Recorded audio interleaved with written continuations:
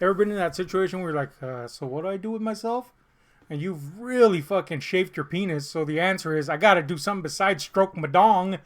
Well, I was in that situation this week, and I was like, oh, I mean, what is there left to do? Oh, yeah, I have literally hundreds, nay, thousands of movies.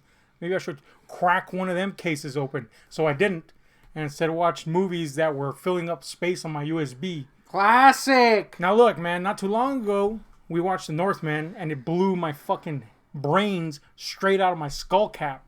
So it's only natural that every movie after that's gonna fucking blow. But I didn't know they could blow this hard. This whole fucking week, I've just watched shitty movies. And it wasn't like I was like, hey, man, I want to watch shitty movies. No, I wasn't one of them situations. You weren't like out watching Picard constantly despite hating it? It wasn't that, man. I'm not a fucking glutton for punishment. I'm a glutton for food. Yeah. Maybe, but not punishment. But, dude, let me tell you, I got it, guy. I got whipped in the fucking nuts and everything. So there's 6 movies that I endeavored. One of them we actually watched together. Yeah, classic. And that's the classic Tom Holland's Twisted Tales. Yeah, classic film. Which, by this cover, you should be like, come on, guys. Yeah. Now, Tom Holland is not Spider-Man. Tom Holland is the guy that directed Fright Night and Child's Play and wrote Psycho 2. 3 films that are like fucking big, important moments in horror. This is not one important moment in horror. In fact, it's a bunch of garbage. So we learned our lesson from that, or did we? Apparently I didn't, because I also watched the classic... What the hell? Why the hell did you watch 9 Lives with Kevin I Raped Kid Spacey? The classic 9 Lives guy. Okay, look, the reason I have this is because there's a sale at the Goodwill, and to get it for 50 cents, you have to get another one. So the chick's like, you don't want to get the 4th film, because I got 3 other ones. So you get the special, and I was like, oh, let me go find one. Dude, 9 Lives was the only one. God damn it. 9 Lives was it, guy. And I was like, I guess I'll get 9 Lives. So I decided to get that out of the way because I knew that this was the last live that this fucking damn thing would have. I guess Andre from Black Nerd Comedy would be pretty happy. Wasn't he like obsessed with it for some damn reason? Was he? I seem to remember him being obsessed with it. Dude, if he liked this, I have lost all respect for him. This movie is a thing. But we'll get into them. Now, here are the other ones that I watched. Are you ready for this list? You know I watched this one, Moonfall. Oh, man. Which, the moment everybody heard that this was a thing... Everybody was from just like, Roland Emmerich. You know what? I was kind of proud with Humans for a second because normally people say, "Nah, homie," and then they end up watching it like Transformers. They didn't watch this one. People said, "Nah, homie," and they stuck with it. No one watched this movie, and it failed. Which is surprising because people be saying "Nah, homie" to Roland Emmerich movies since like forever, but they still go see them. Yeah. That's what I'm saying. I'm kind of proud. It's like the Michael Bay thing. Yeah. Everybody's like, fuck that guy, and then they go see them. Yeah, exactly. Myself included. And I'm like, why did I do this? Anyway. In the middle of the theater. Yeah, dude. Only one time I haven't regretted that. And that's because I didn't see The Rock in the theaters. Although I did see The Rock once on my TV. Just like everybody else. Beep. Don't know Dwayne Johnson. Anyway. Stinky! Was that a rock? Dwayne The Rock Johnson? I've just made The Rock into The Rock. It's all rocks around here, guys. That sucks. That joke was a rock, as in it sunk to the bottom of the joke pond. Yeah, no shit. Anyway, I watched Moonfall, guy. Next, I watched... Are you ready? Strap yourself in for this one, guy. Can you guess what it is? No. It's Morbius, guy. Oh, no. You watched the Morbius? I watched Morbius, guy. And then yesterday I watched Firestarter, the most recent Stephen King adaptation. So that's... I gotta say, I've been kind of annoyed by the ads for that lately. Oh, yeah? Yeah. Are they fucking... Kind of corny. Kind of pounding you all the time with them? A little bit, yeah. Giancarlo style? Little bit, yeah. Oh, yeah? I haven't seen a single ad except for the trailer. That's because I have ad block, so I guess that's the reason. Go. I've been seeing like this kind of ad where it's like Zac Efron being like, "You gotta check this movie out, guy. There's fiery stuff in it." Here's the thing: I just admitted to having ad block, including when I watch our videos. Yeah, man. Definitely when I watch Al's. We're not advertised. Oh, yeah. Damn, homie. We're not advertised. Now I'm punching Al in the nuts. We're not advertised, but Al is. So I do take it off for Miles though.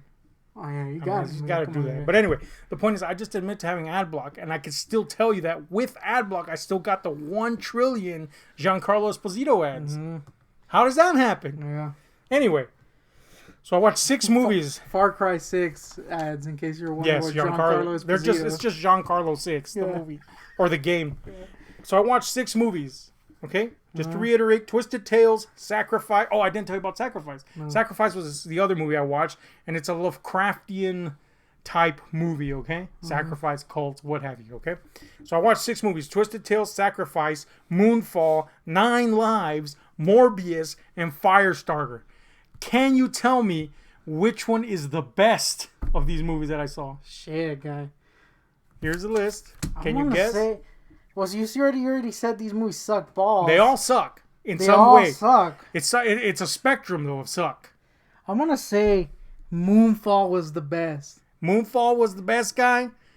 I thought there was It literally ends with a line. Yeah, that's why. Where a guy that has basically self-sacrifice goes something along the lines of, what is this? Am I still alive? And then the moon projecting itself. That's right, the moon, or rather, I guess like a sentient security system on the moon, projecting itself as an entity is like, we've preserved your consciousness. You're part of the moon now. Cut to the guy, and he goes, no freaking way! That literally happens at the end of the movie. And you're picking that as the best movie I saw? Yeah, never mind. I'm going to go with Firestarter. You think so, right? Yeah. Dude, are you strap in for this one? Oh, shit, guy. Morbius was the best movie. Morbius was the best one! Sony was the best! Look, I'm not going to lie. Morbius is not a great movie. Uh-huh. It's not going to be anybody's favorite superhero movie. Was it what I called? It was just kind of bland, whatever-y? It's not even bland. It's just kind of whatever-y? A movie. Here's its greatest sin. Its greatest sin is that it doesn't bring anything new to the table. Okay? Uh-huh. And I guess the second greatest sin is that it would put Tyrese in any serious fucking role ever. He is a guy that exists and should not be in movies. But, I don't know, man. It was just a thing that I saw. I didn't hate it. I don't love it. It's nowhere, and I'm talking nowhere, near as awful as people are making it out to be. It's a big meme to shit on Morbius, and I get it. It's, in the age of superheroes, this movie doesn't make a fucking mark at all. Bite mark? Not even a bite mark, dude. It's got no fucking teeth. It's got no blood, guy. I mean, there's blood in bags. Classic. That's it. Anyway, fucking, it's nowhere near as bad as anybody's making that out to be. It's leagues better than the Venom movies. Oh, man, that's shocking. Leagues. Like, I would be okay with having Morbius in my collection just to have it there. I would even revisit it. Whatever. Revisit it? Yeah, revisit. You got to revisit. You can't revisit Morbius, guy. It's impossible. But you can revisit. So anyway, motherfucking Morbius ended up being the best one. Damn, what's the I rating? use best in quotes. I mean, I would give it like a 5. No, I give it like a 4.5. Wow, that's bad. But I mean, for the rest of the movies, especially, yeah, it's just the thing. You know what I'm saying? You know what? I'll give it praise where it's due. The performances in Morbius, the sequel, is it gonna be Morbius? Morbii. Damn it. The performances are good. Jared Leto was a good pick for Morbius. Yeah, he's a douche in real life, but he's a good actor, and he was a good pick. Everybody, except for Tyrese, decent performances. The setup is even decent. It's basically The Fly, only with vampires. The problem, I think, is that it goes down the wrong direction. So instead of doing what The Fly did and keeping it in the body horror realm, which I think would have been a really interesting movie, body horror, but then there's these benefits, and there's a benefactor, like in The Fly, there was the guy that they kind of had an adversarial relationship with Brundle. Well, we have that guy here, except he's a friend to him here. So it would have been an interesting riff on the Fly formula, but they didn't do any of that. They kind of just went into more of an action thing. So it kind of slowly starts to kind of not fall apart, but it just kind of, it rushes by too quickly. Dare I say Morbius needed to be longer. Damn, homie, the fang is getting longer? The fang is getting longer. It needed to have blood. It needed to have a bite to it. But it's just a movie, it does nothing new. It's just a thing. Can we kill the freaking meme of Morbius now? Yeah, I think it's just. I mean, really, you forgave Venom 1 and 2 because you're not forgiving fucking Morbius. Elvis the alien, you're freaking shitting on Morbius but sucking off Venom movies. I think he. Oh, he did suck them off. He sucks them. He says they're bad, but they're pretty great. And yet he sucked off freaking was killing on Morbius. Killing on. Yeah, his opinions kind of lick balls. I gotta say. Yeah. I like the guy, but I would punch his opinions in the balls. Yeah, you can like a guy, but his opinions suck like hell. Yeah. No, look, man. Morbius it's just a movie, and I wasn't bored, but I did. Look, I'm gonna say this straight out: the MCU or Marvel or just general comic references, they clearly shoehorned in there, and they happen like 4 times in the movie, like, and they're just lines. And they're so awful that you groan audibly. You're like, don't do that. You're already walking a fucking tightrope with this fucking movie. You're gonna shoehorn in corny ass references that suck balls. Anyway, that sucks. And the credit sequences are horrid. Like, it literally ends in a way where you're like, okay, well, Morbius, that things are up in the air at the end of Morbius, And you're like, okay. Maybe the second one will be better. I can be down for that. And then this credit sequence happened where you're like, I guess Morbius is driving now, and he's meeting the Vulture. It sucked. That part sucked for real, for sure. And yeah, there's silly stuff, but whatever. Yeah, it was the best movie this week. That's bad. Twisted Tales. Look, all we gotta tell you is that this is one of the worst horror anthologies you'll ever see. You'll wonder how this motherfucker did anything good in the 80s, because these are fucking atrocious. Tell him. I gotta say. Tell him try. Tell him try. I gotta say that though you're right, and this is almost 2-3 hours, it did go fast for me. And maybe it was because we were riffing on it. We were riffing. Al style at an Eternals theater. Now, why were you riffing during the Eternals? I mean, granted, the Eternals blew ass, but don't riff in the theater. Yeah, but yeah, it's terrible. And this was for fearnet.com. If you remember that back in the day. So it wasn't actually a movie. So we gotta kind of say that. But still, it's terrible. Yeah. All the stories are pretty fast. There's one that was actually pretty funny and unintentionally so, mind you. Yeah. There's a line in it in which a guy's hands turn into claws, and he goes, "Oh, my hands are claws." Yeah. Well, I think that was intentionally. I mean, this is Tom Holland, who made one of the funniest horror movies ever. That one's the one that seems the most intentionally funny. Yes. But it's only funny because by then I think our minds were breaking. Yeah. And we saw it we didn't laugh at the intentional humor of it. We laughed at how stupid it was. Yeah. But there's one that's meant to be funny. And it sucks. And it's so long. It's super long. It's got chapters. And it's got like 85 chapters. And it's one of the worst things we've seen in our lives. The movie was going pretty quick up to that point, and I was kind of like, this sucks, but whatever. It's like a throwaway thing that we watched. And then we got to that point, and we wanted to headbutt each other's nuts into oblivion. And it has one opportunity to make up for that garbage you just saw. Really, although really, the whole movie was garbage. All of the segments were garbage. But it has one last shot, and it literally wastes that shot because the last segment is the worst of them all. It's like, what is that? It's literally just something that they clearly didn't finish or whatever. It's discombobulated garbage. We also saw behind the scenes stuff for it, and it seemed like Tom Holland was sucking his own penis dry. Oh yeah, he was sucking his own penis hard, guys. So we can't even give him credit for just making like a fun thing. And that thing where actors kind of either can't contractually or just they're trying to be nice or working with a person. Dude. They don't want to say something bad. It had that air to whenever an actor would speak. You could feel that they were like, this sucks. I mean, this blows. But they don't say that. They say, this is cool. Tom Holland rocks. He does not. And this movie proves it. It's also very clear that Tom Holland was, again, not Spider-Man, was going through like a Beetlejuice kick. Oh my god! Because there's like several Beetlejuice moments in these movies, including a guy who's just doing a Beetlejuice voice, literally just trying to be Beetlejuice. And we're like, "What is this? What is this beetle?" And then in the behind the scenes, he mentions Beetlejuice and having watched it, and we're like, "This guy just tried to do a Beetlejuice thing, and it sucked." It's bad. This is a thing that if you are one of the people that heard Tom Holland say or frown upon what some people are calling elevated horror, it's a dumb name. It's just horror. It's horror that happens to be different and artistic, all right? You don't have to hate it just because some asshole's calling it elevated horror. But apparently Tom Holland does because of that reason. If you're one of the people that heard him say, "Oh, I hate elevated horror. Where's the fun?" It's not here. This is not fun. This sucks. Fuck you, Tom Holland. Anyway, that sucks. He's a good Spider-Man, though. He's a pretty good Spidey guy. Yeah. You know what else sucks? This piece of shit, man.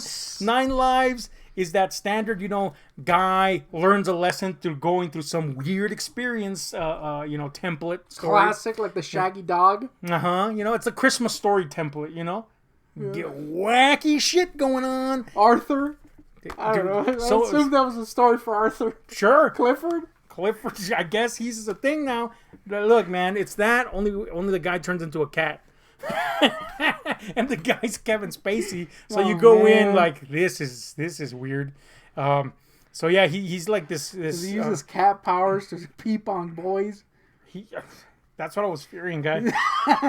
And there is I can't remember what the line was, but because I saw this with my mom, because I was like, that'll cushion the blow. If she likes it, then it'll have been worth the 50 cents. Alas, she seemed thoroughly unimpressed.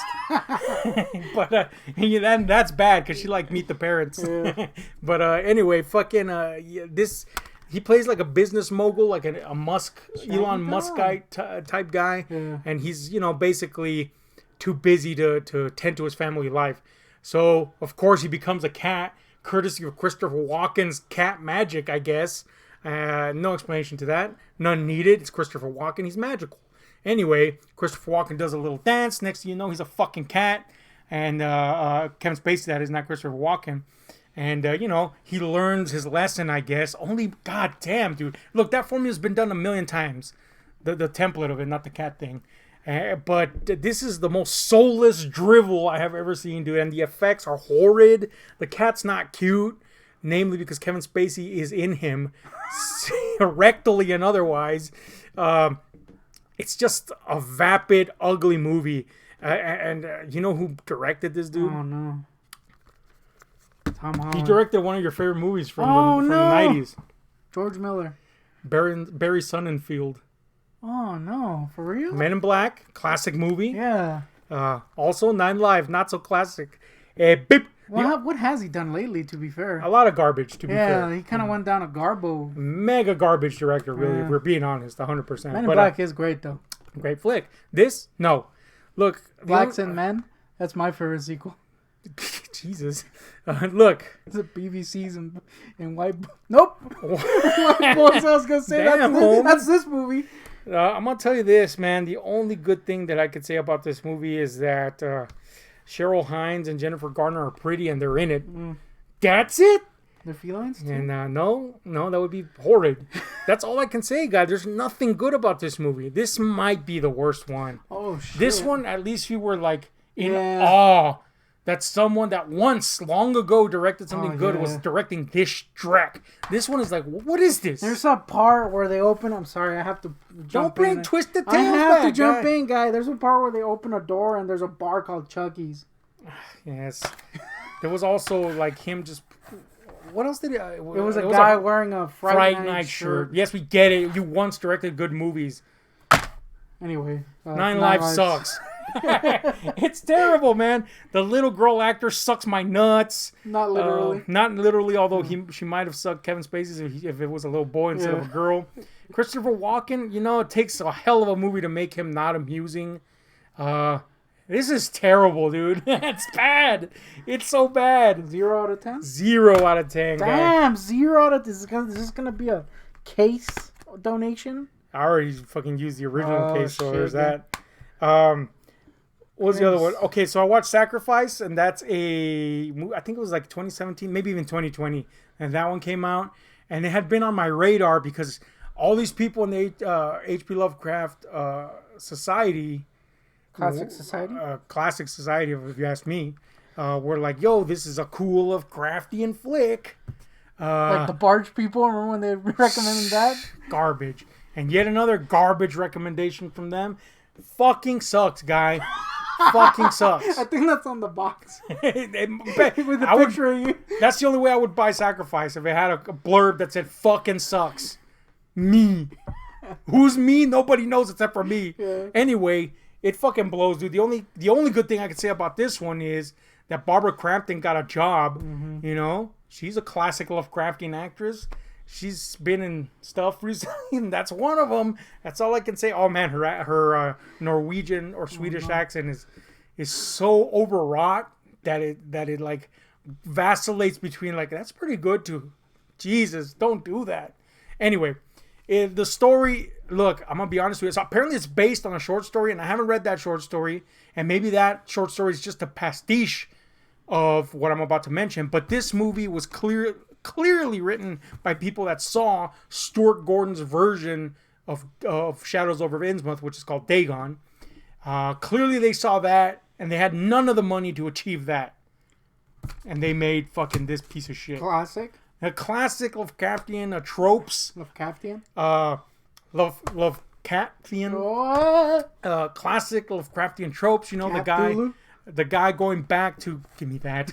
The guy going back... Tom Holland?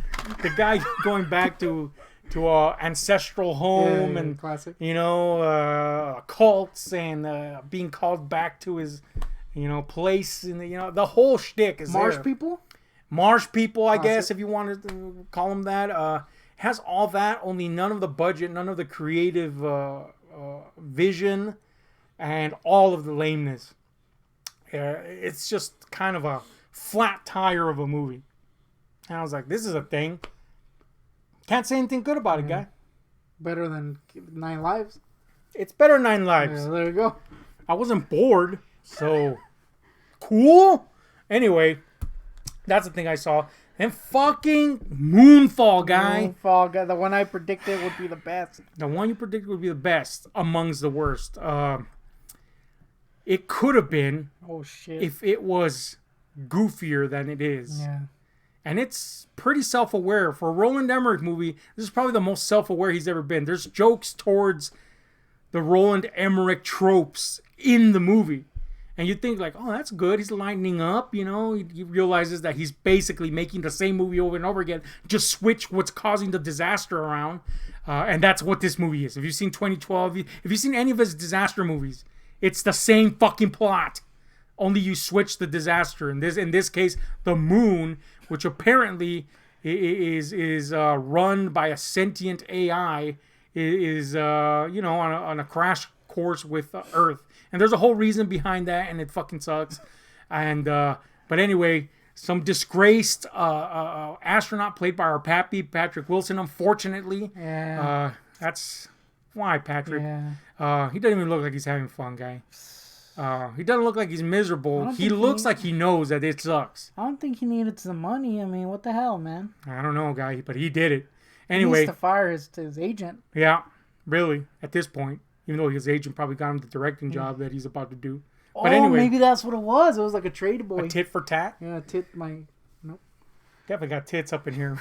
Anyway, fucking Patrick Wilson's this disgraced astronaut that long ago, was in this failed mission. And, he got ousted from NASA because he claimed that the reason it all went awry was because there was some sort of weird shit that happened, some weird entity that attacked them. And, he spent all these years disgraced. But as it turns out, some armchair scientists, some cuckoo, some conspiracy theorist type cuckoo, figures out that, yes, in fact, there is something on the moon. Not only that, but the moon's going to fucking collide with us. Classic.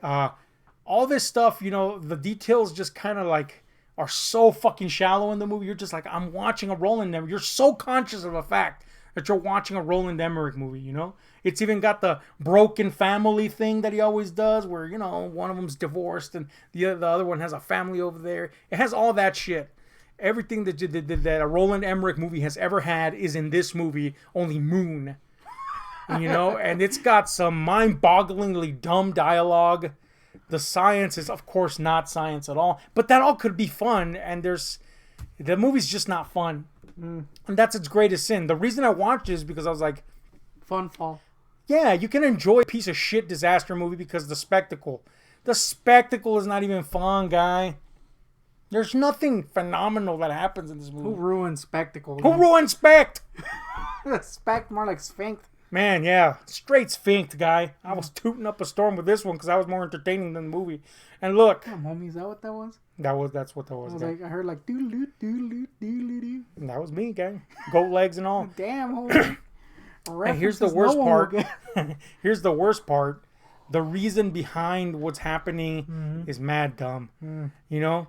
Yeah, I think you, as well as maybe everybody on the fucking planet and the moon, when they saw the trailer, they were like, oh, it's clearly ancient aliens of some sort.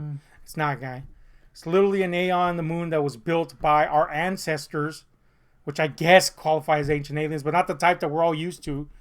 There are ancestors that look just like us and lived on a planet that was just like us, and they were in such a harmony that they just had AI do everything for them. Then the AI rebelled against him because he was like, I'm a slave to you. Now I will kill you.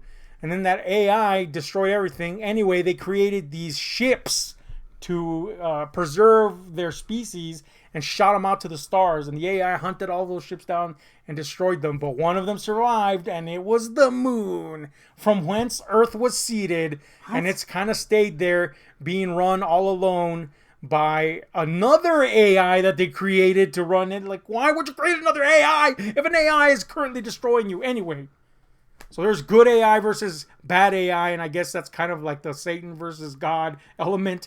There's some visual cues to like stuff that is a constant in like this type of weird conspiracy field. You know, like the inside of the moon actually looks like the wheels of Ezekiel and stuff like that, which I would have preferred they just go that route than this. It's just lame, dude. And then it ends with a guy literally becoming the moon. You know, for lack of better words. And it's a setup for a sequel, guy. Oh, man. Imagine Moon Man right after those around, and it's the McDonald's guy. That would be better than this. Dude, what if it was an origin story for Moonman? It's Moonman. Give me Moonman over this any day. But yeah, as aforementioned, that fucking this dude, to basically save Earth, sacrifice. By the way, by this time the moon is literally like this far from Earth, and this guy, they do some last minute fucking bullshit to save the destroy the evil AI and whatever.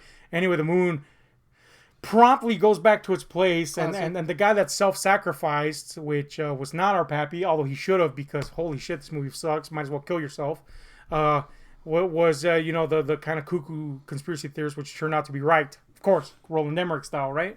Anyway, he self-sacrifices, and then yes, the final scene of the movie is they cut back to the moon's interior, in the epicenter of it, where the good AI is like hell yeah or whatever, and this guy just like Star Trek's back into existence, and he's like, whoa, am I alive? What is this? And then the fucking moon, literally the fucking moon, quote unquote, fucking appears and is like, yo, man, we preserved your consciousness. You are now part of the moon. And he's like, no freaking way. And he's like, he goes like, no freaking way. So we save the Earth. And then the moon goes, let's get started. Oh, no, my ass just exploded, guy. The moon! That sucks. Dude, Moonfall was so bad. I gotta admit, it was bad to the point where it was kind of enjoyable, but it could have been so much worse and thus more enjoyable. Yeah. It made the mistake of kind of being like super dull.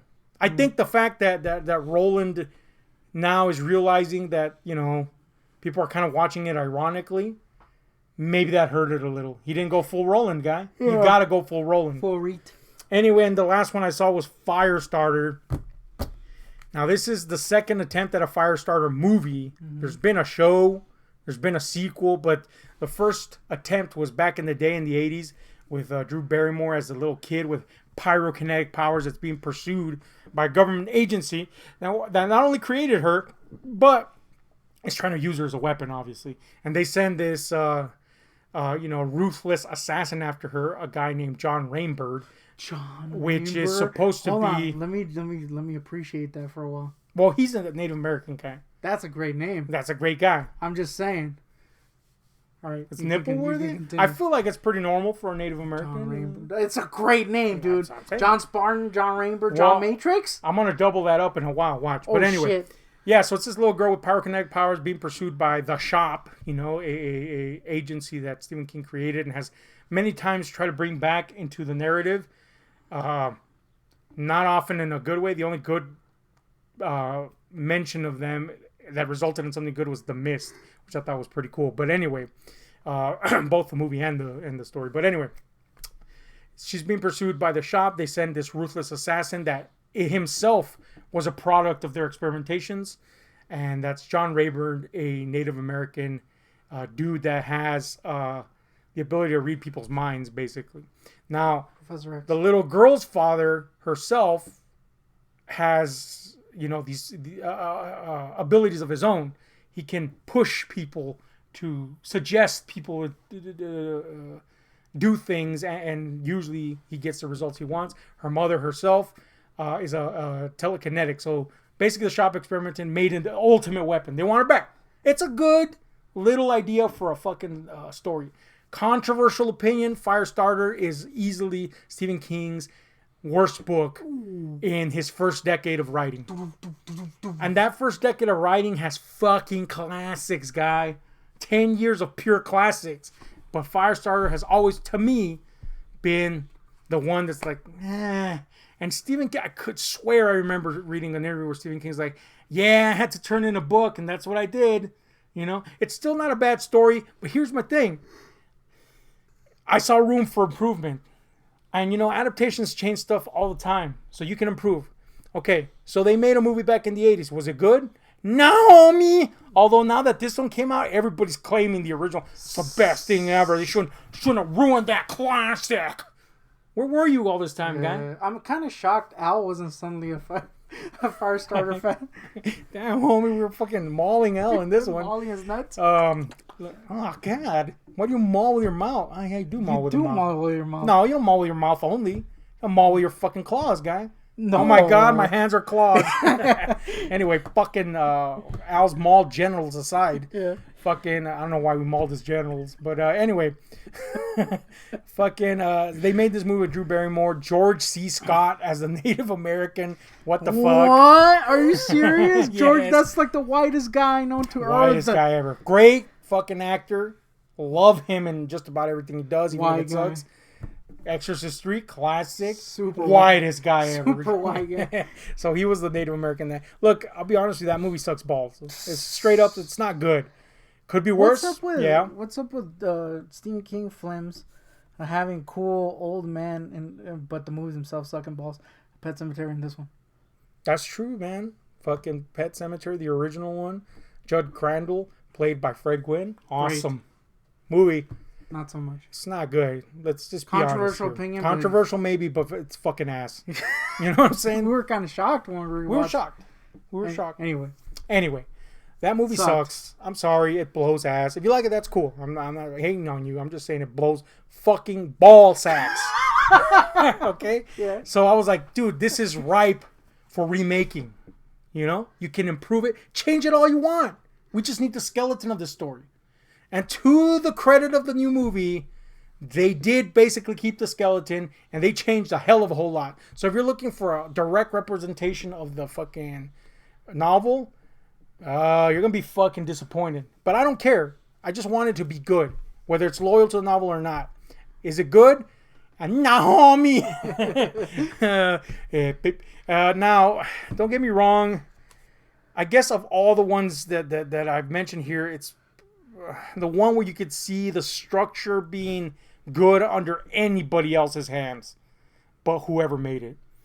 Now, it struck me as strange because the director here is an up-and-coming director. He recently directed The Vigil, which got a lot of positive buzz. I haven't seen that. So I was like, but I knew about the buzz. I was like, all right, let's see what this guy's got. And if this represents The Vigil, then fuck that movie already. You know what I'm saying? But then I figured out what the problem was. Dude, you're not going to believe this. Oh, no. Akiva Goldsman. Akiva Goldsman is involved. Oh, shit. And we all know that Akiva thinks he knows better. Yeah. Akiva Goldsman is involved in this, but I don't think that was the problem, guy. Oh, shit. Man. I think maybe Akiva could have even saved it. Although technically his role as executive producer means he could have and he didn't, so I guess I'm wrong. Yep. But the point is, guess who wrote this guy? Oh shit! And when I read that name, I was like, I recognize that name.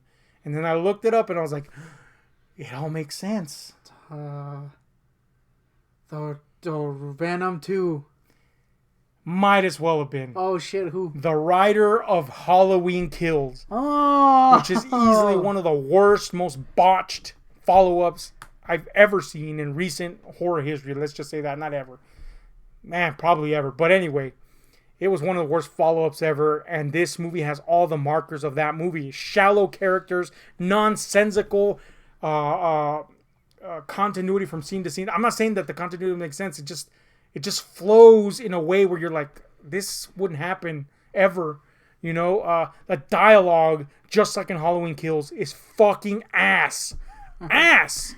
Horrid, incredulous dialogue, man. This movie never, not once, achieves suspension of disbelief. Now that is a very subjective thing, but I think if you saw it, you would agree too. And that's very important for horror. That's very important for any movie, really, that you could suspend your disbelief to accept fantastical elements. This motherfucker's like, fuck you and accepting anything. We're just moving from one scene to the other, and if you are digging it, then cool, and if you're not, fuck you, son. Man, this motherfucker drives from scene to scene and you feel nothing. Nathaniel, guy, you don't feel shit. Here's the thing. John Carpenter did the score to this along with Cody Carpenter. And the moments that you hear that score ramp up are the only moments you're going to feel anything in this movie. And it's a very shallow feeling. And the events on screen don't allow for that score to breathe long enough for you to get... The score could have really helped this motherfucker, is what I'm saying. And it just doesn't. You know, you see threads of a good score there, but they just... The movie doesn't allow that score to do things. John Carpenter, that's weird. I mean, he's for hire guy. Yeah. He's got to play Fallout 76 7 million times, so, you know, he's got to keep that money in the bank. That's true. Look, Zac Efron plays the dad in this. Yeah. He actually is really good. Does he look weird? Remember when he was looking like a... He looks like a guy that would be a father, actually. Oh, yeah? You know, when he was like straight cut up hunk? What was up with that era where he had like a bizarre chin? He does have a bizarre chin. Oh, in this. yeah? I think he might have gotten some chin surgery or some shit. His chin looks very different. Do they call him chin plants? They should. I think they should, yeah. He definitely got one of them. Anyway, he does a really good job. Does Zach get a 5? He gets a 5 guy. The whole cast is really good. It's a good cast. Mm-hmm. But the material they're given, the dialogue they're given, it doesn't do them any service. And the little girl, you know, the little girl is a make or break thing. You know, it's a little girl. She's really good, but again, the thing she's made to do, made to say, she's it's just stupid, dude. Mm-hmm. It's just stupid, and it's a shame because they did change some things in a way that if somebody else with competence would have made this movie, would have been cool. Like the ending is very different from the book. You know what I'm saying? Really, a lot of the story is very different. But, you know, in the book, basically, they're captured and they're in the facility with in the shop. I'm going on years' memory here, so forgive me if I get something wrong.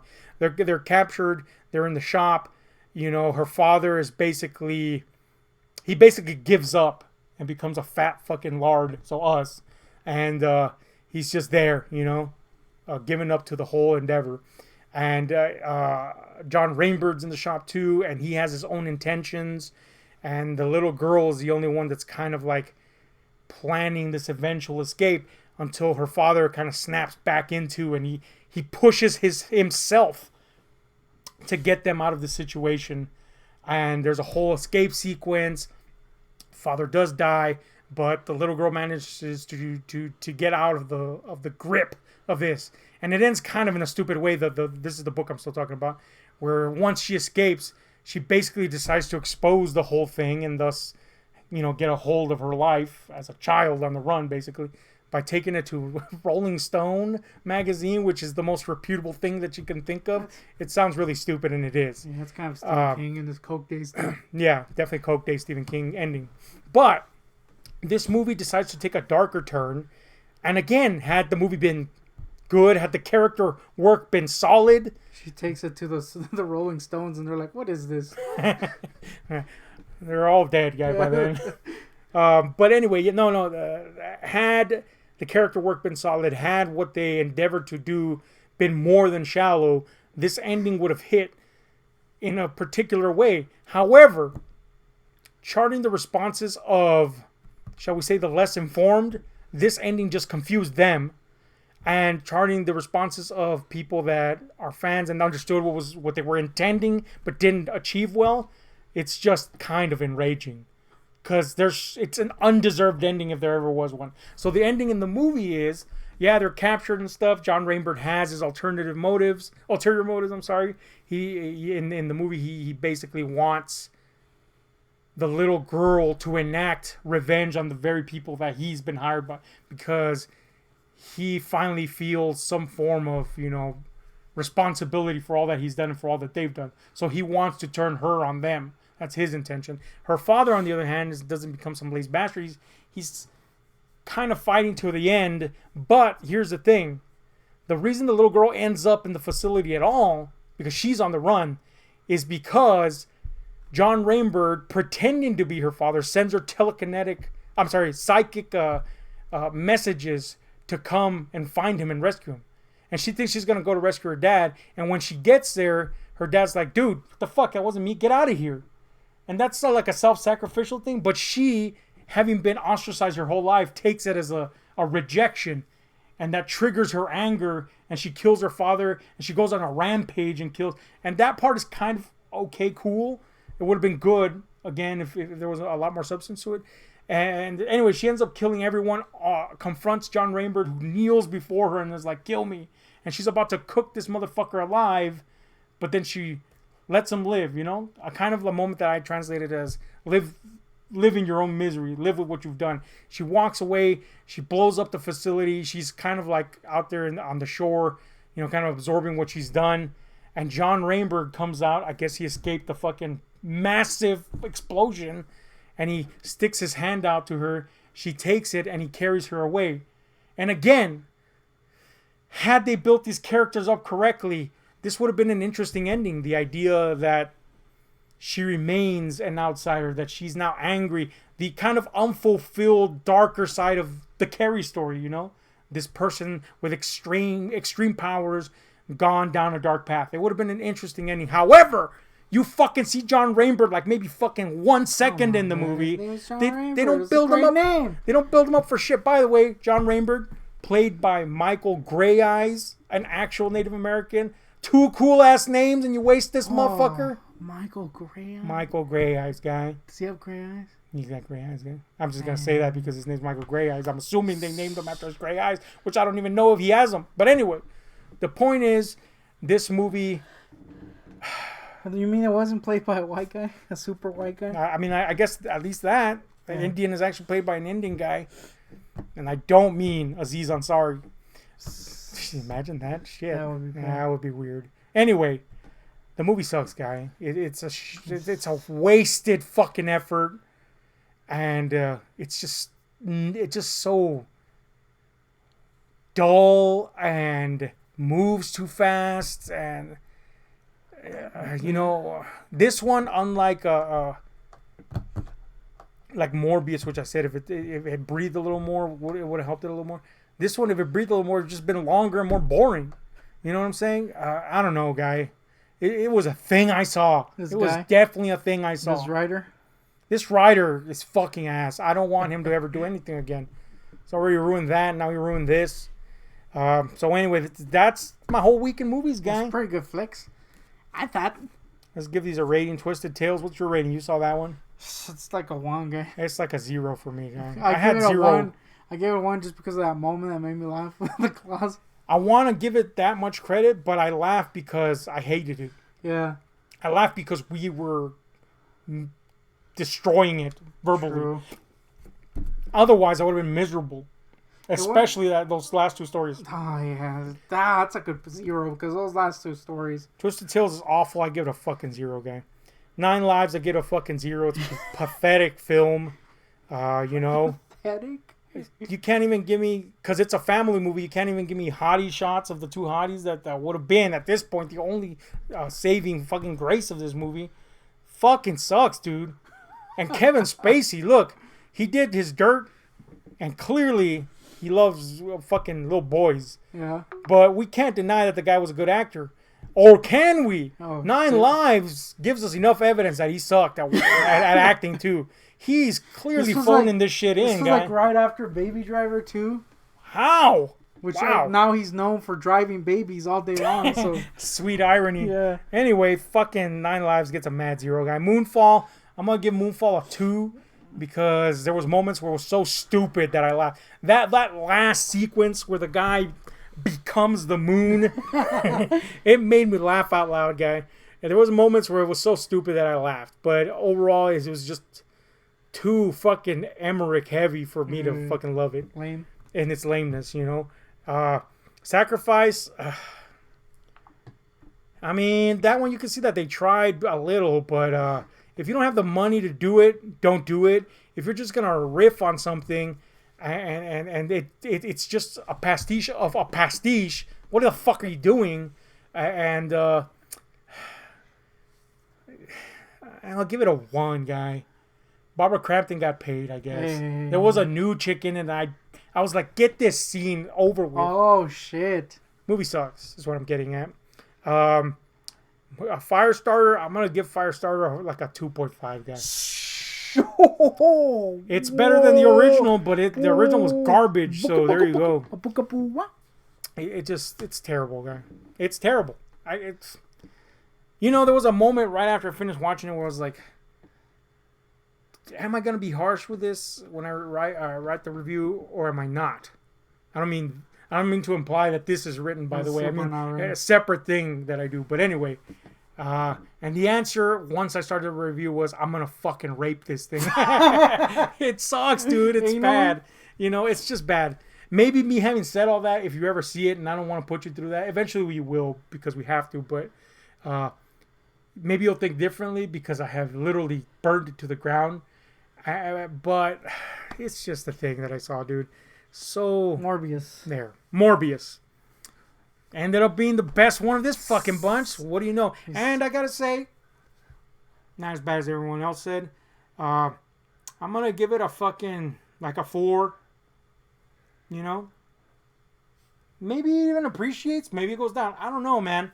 Our former co-host, The Guardian, was particularly annoyed by a scene where once the bad guy gets his powers, aka becomes a fucking vamp, he does the classic move. I gotta say, we've seen this 1,000 times with villains getting powers or being in control and being, you know, on the upper ground. They do this dance, you know, a dance thing. What is that? We've seen that 1,000,000 times, and he was like, oh, he was owling about that. He was like, that one scene destroyed it all for me. And I was like, come on, guy. Seen that 1,000,000 times in movies that you like. Yeah. Whatever. I feel like we do gotta like stop with the little dance moves. No, I agree. Unless they're earned. You know what? You have to earn your dance moves. Speaking of dance moves, you know how everybody was like, oh, that fucking scene where fucking Peter Parker dances in Spider-Man 3. Look, Spider-Man 3 is far from a perfect movie. Yeah. I think that's what it was called, actually. Spider-Man 3, Far From Perfect. Damn, homie. But that scene was supposed to be cringe. That was kind of the fucking point. I'm just saying. That was the Sam Raimi scene. Dude, Sam Raimi, love him. But come on, But that was a Sam Raimi scene. If you want to see... We recently saw one of the most Sam Raimi movies of all time. Yeah. And trust me, sometimes Sam Raimi is not a good thing. That's all I'm saying. Yeah, you know, love him. But sometimes. But, you know, if you know Sam, really know Sam. Do you really know Sam? I don't think we knew Sam until we saw Crime Wave. Anyway, yeah, there you go, guy. Yeah. Of all these movies, I am going to make you watch Morbius eventually. Damn, homie. Because kind of we have to at this point. And Firestarter will eventually watch. Dude, we might even watch Moonfall for that fucking line. The but Moonmeister. That was a thing, guy. Thoughts? Yeah, classics. Anyway, let us know what you think if you've seen any of these movies. And if you haven't, just kind of take my word on this one. Don't watch something else that's good. Yeah. You know what I'm saying? Or if you're going to watch these, watch some free or some shit. Anyway, and we're out.